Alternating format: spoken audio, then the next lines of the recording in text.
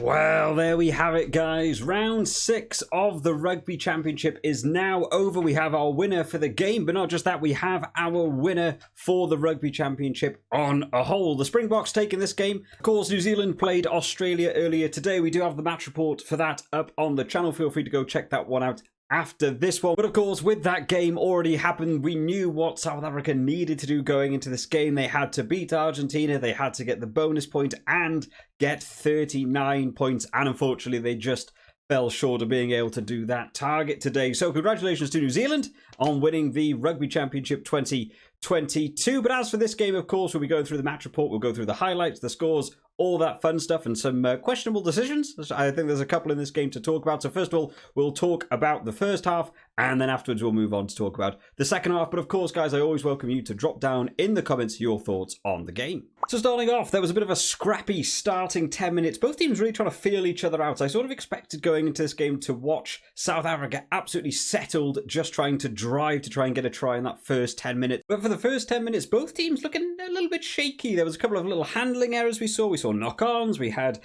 kicking not finding touch, we had a couple of easily avoided penalties, and kicking the ball dead, all within that first 10 minutes. So both teams took a little bit of a while to settle into this one. The first try almost came on that 10-minute marker, coming in from Etzebeth. Bit of a scrappy driving maul. Eventually Etzebeth breaks away, takes it over for a try. But we are called back by the TMO, who gave it as that the ball was passed forward in the ruck back to Etzebeth and went over for the try. I think this will be one we want to talk about. I kind of disagreed with this one. I really felt like, I know he had the hands on the ball. It looked like he was passing it back to Khaleesi.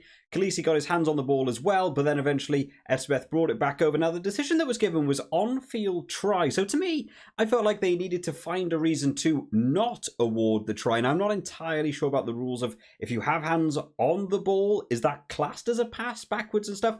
I'm not sure about that one. I feel in a different game you could have seen that going as a try, but referees' decisions in this game, again, I think will be a bit of a controversial one, so I look forward to reading them down in the comments. Argentina go on a bit of a spree, giving away quite a few penalties. Compound errors coming in just puts them back on their own 5-meter line. It's not too long until we see the first yellow card of the game. 15 minutes goes to Kramer. This started out with a South African scrum. They had a really dominant scrum moving forwards. The ball came to the back and we saw Kramer just break away from the scrum and just tackle the number 9 before the ball had come out.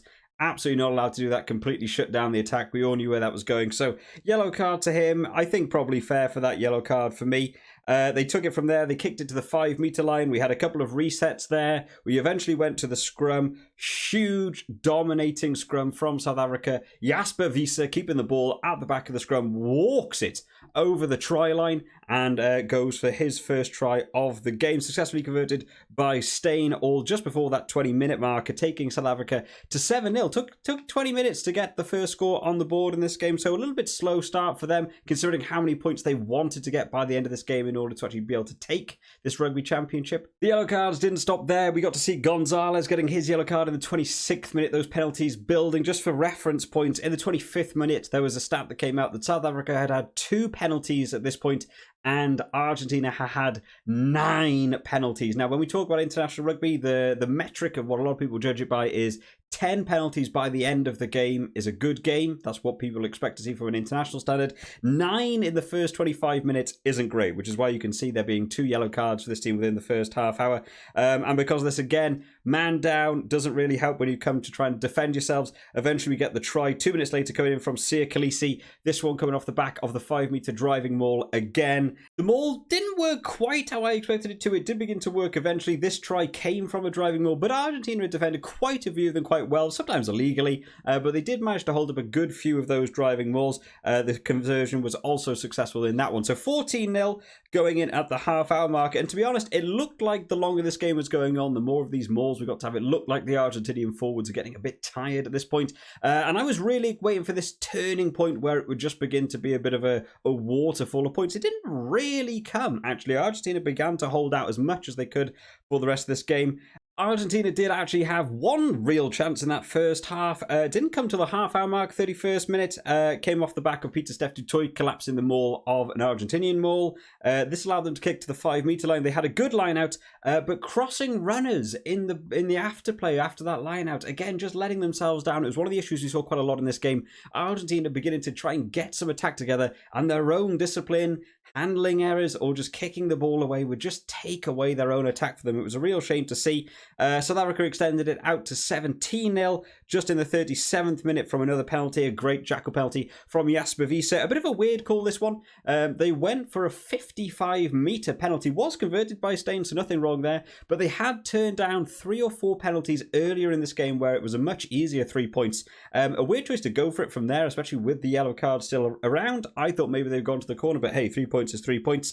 Argentina did manage to knock back, though, just before half-time. Bertrano getting his own try. Bit of against the run of play, I'd probably say at this point. Argentina actually got some attack together, using the backs, making a bit of ground. Carreras kicking the ball over the top of that defensive line, allowing the players to get around. Boffelli with a nice little grubber kick around, like he's some sort of Argentinian footballer comes in. A bit of a scramble going for it, and eventually it is Bertrano managed to pick it up and dots it over for the try line, and they managed to get their conversion as well. So we go in at half-time, 17-7. I think it could have very easily been 17-0 had that not come around, and had the Evan Esbeth try stood as well, potentially 24-0. So I think 17-7 is quite a fair marker at this point. In terms of half-time notes, I said all of the pressure coming from South Africa. Scrum and line-out really good, but Argentina are defending most more, so I think that's fair to say.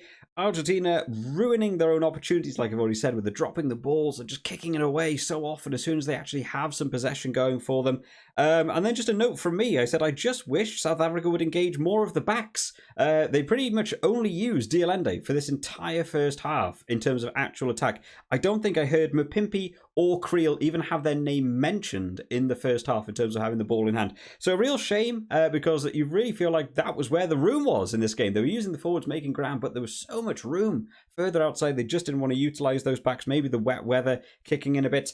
And then final note, a good decision to swap the kicking duties. It was one thing that Steyn was not doing very well kicking the ball from man from tee, was absolutely fine, but had 3 penalties missed touch in that first half. That's quite incredible. I don't think I've ever seen that before. 3 of them just in one half of rugby. So they moved the kicking duties over to Leroux to actually kick to touch. And I think that was a really good move because it dramatically increased as soon as that happened. In terms of some stats, no real crazy stats to go over. Only the penalties, really. 5 for South Africa in that first half, on track for the 10 by the end of the game. But Argentina, 14 in that first half.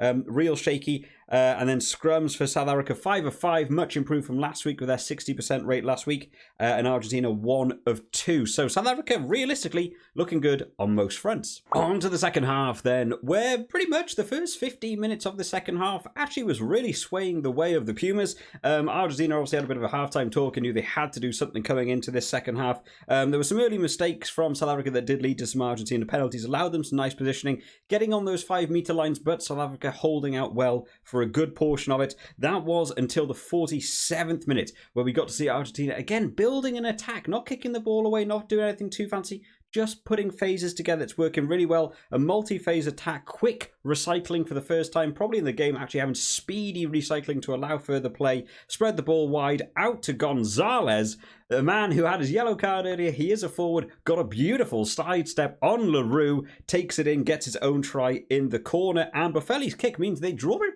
almost level, 17-14 at this point. Still to South Africa, still in that lead, but when South Africa are needing to get these bonus points and get that point advantage, Argentina really ruining that for them. At this stage, it looked like Argentina were coming alive, and they just got shut down immediately afterwards. Such a shame. South Africa had their own penalty, allowed them to kick back up to the 5-meter line, went for a huge maul. South Africa mauls finally beginning to kick in. Took a bit while to make it sustainable, but it is now going well. Looks like it's going over, and what do you know? It drops on the try line. So what do? We get a penalty try and a yellow card to De La Fuente. If you've watched enough of these videos by now, you know I do not understand these decisions. I do not know why players purposefully collapse these things on the try line as if the final result isn't going to be penalty try and a yellow card. If it's going to go over, I always think it's just better to let them go over, concede the 7, but keep the man, and you can potentially get your points back afterwards. If it's definitely going over, there's no point just dropping it on the try line. So a real shame for them. 5 minutes later, we got another yellow card. This one coming against the Springboks. Eben Etzebeth in a decision, again, I think completely wrong from the referee. This one came about, a high ball coming in. We saw Boffelli topple over one of his own players, landing on his back. We went back to the TMO, who judged it as that Eben Etzebeth pushed a player who, to my opinion, crossed in front of him, pushed him out the way. It ricocheted into another Argentinian player who bumped into a South African player who bumped into an Argentinian player, and then Boffelli ran into that Argentinian player. And somehow they went back and decided that was all because of Etzebeth. I hate penalties like this. I hate yellow cards like this. I really disagree with this on almost every level. The referee said that Eben Etzebeth pushed the Argentinian player into Boffelli, which is what caused the thing, which is just wrong. It didn't happen. That isn't what happened. And the TMO agreed, and the touch judge agreed. I find it astonishing that 4 officials are getting this wrong.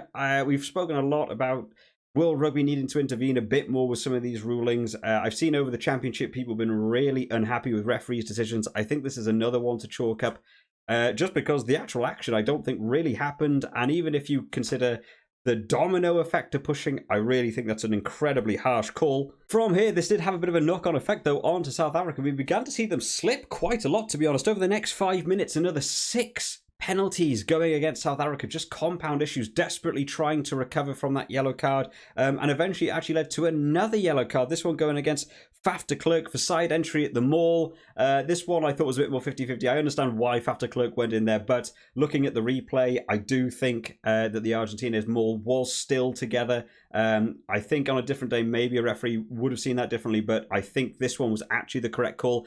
Yellow card, potentially harsh, but he was giving yellow cards out for dropping mauls left, right, and centre. So you know, for the purposes of consistency, I'm perfectly happy with that one. So another yellow card going in there for Faf de Klerk. So we see South Africa drop down now to 13 men trying to hold it out, and eventually that space does open up for Moroni coming in there with his own try. Got one last week, got one this week. South Africa defence was holding up on the line really well, but after 10 minutes of just consistent pressure from Argentina, eventually it did give way. And Boffelli kicked that one over, bringing the game close again. South Africa 24, Argentina 21, getting close. And then basically the remaining 10 minutes just begins to flip completely back to South Africa. We get another penalty try in the 72nd minute. This just was off the back of South Africa have just sustained an attack over and over and over again. Again, going for that 5-meter driving ball. It works well again. What do you know? Drops on the try line again.